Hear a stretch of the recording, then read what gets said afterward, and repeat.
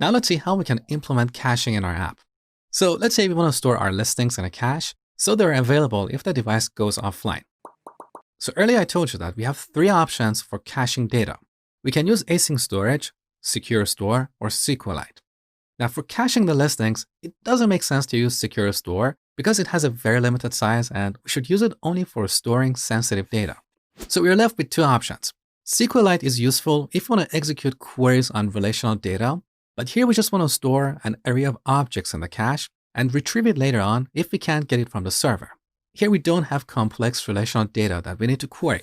So we're left with one option, async storage. Now on Android, async storage uses SQLite under the hood, but on iOS, it stores data either in a serialized dictionary or in separate files, depending on the size of the data. That's an implementation detail we don't have to worry about. So we just store key value pairs in async storage and let it figure out how to store them on each platform.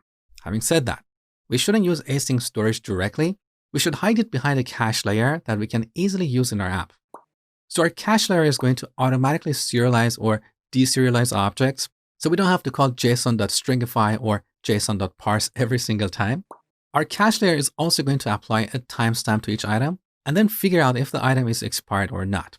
And if expired, it can automatically clean up async storage to free up some space. That's why we need a layer or an abstraction on top of async storage. Without this layer, these details would leak to our application code.